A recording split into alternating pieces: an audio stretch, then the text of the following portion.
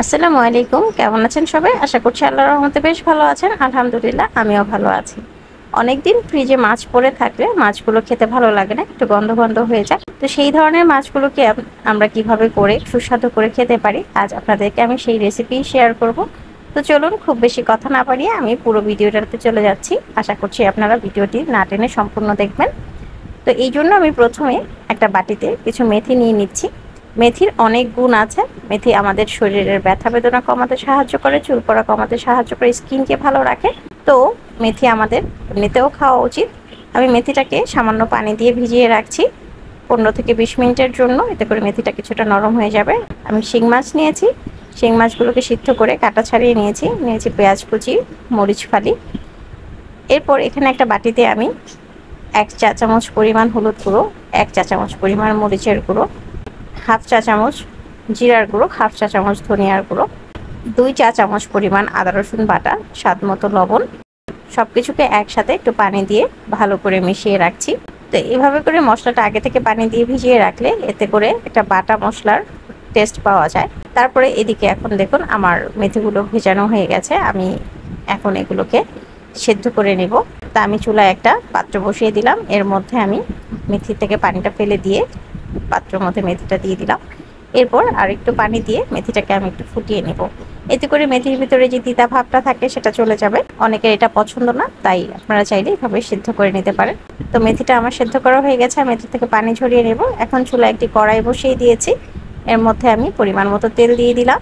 তারপরে আমি পেঁয়াজ এবং কাঁচামরিচটাকে দিয়ে কিছুটা ভেজে নেব। পেঁয়াজটা কিছুটা ভাজা হয়ে গেলে এর মধ্যে আমি মিশিয়ে রাখা মশলাগুলো, যেটা পানি দিয়ে ভিজিয়ে রেখেছিলাম, সেই মশলাগুলোকে দিয়ে দিলাম। মশলাটা দিয়ে ভালো করে নেড়েচেড়ে মশলাটা কষিয়ে নিতে হবে যতক্ষণ এর ভিতর থেকে একটা তেল ছাড়তে শুরু করে। তো দেখুন মশলা থেকে অলরেডি তেল ছাড়তে শুরু করেছে। এই পর্যায়ে আমি দিয়ে দিব সিদ্ধ করে রাখা মেথিগুলোকে। মেথিটা দিয়ে আবারও আমি মশলার সাথে খুব ভালো করে কষিয়ে নেব। চুলার জালটা মিডিয়ামে রেখে মশলাটা কষানোর চেষ্টা করবেন। তারপর সামান্য একটু পানি দিয়ে দিচ্ছি যাতে মশলাগুলো খুব ভালো করে মেথির মধ্যে ঢুকে যায়। এবার আমি একটা ঢাকনা দিয়ে দিব 5 থেকে 10 মিনিটের জন্য। এটা লো মিডিয়াম ফ্লেমে রেখে এটাকে আমি রান্না করে নিচ্ছি। তো দেখুন অলরেডি মেথি থেকে তেল বের হতে শুরু করেছে। তো আমি এটাকে আবারও ভালোভাবে নেড়ে চেড়ে দিয়ে এর মধ্যে যে মাছগুলোকে আমি কাটা ছাড়িয়ে রেখেছিলাম সেই মাছগুলোকে দিয়ে দিচ্ছি। আপনারা এটা যে কোনো মাছ দিয়েই করতে পারেন। তো আমার কাছে শিং মাছ ছিল, তাই আমি শিং মাছটাকে এইভাবে করলাম। খেতে কিন্তু দারুণ লাগে। তো অবশ্যই আপনারা ট্রাই করে দেখবেন। মাছটাকে মেথির সাথে ভালো করে আমি মিশিয়ে নিচ্ছি। এরপরে আবারও আমি 1 কাপ পরিমাণ পানি দিয়ে দিলাম। ভালো করে মিশিয়ে নিয়ে আবার একটা ঢাকনা দিয়ে ঢেকে দিব 10 থেকে 15 মিনিটের জন্য। 10 থেকে 15 মিনিট পরে দেখুন পানিগুলো একদম শুকিয়ে আসছে এবং তরকারির ভিতর থেকে তেলও ছাড়তে শুরু করেছে। তার মানে এখন আমার তরকারিটা একদম রেডি। তো দেখুন দেখতে এরকম হয়েছে।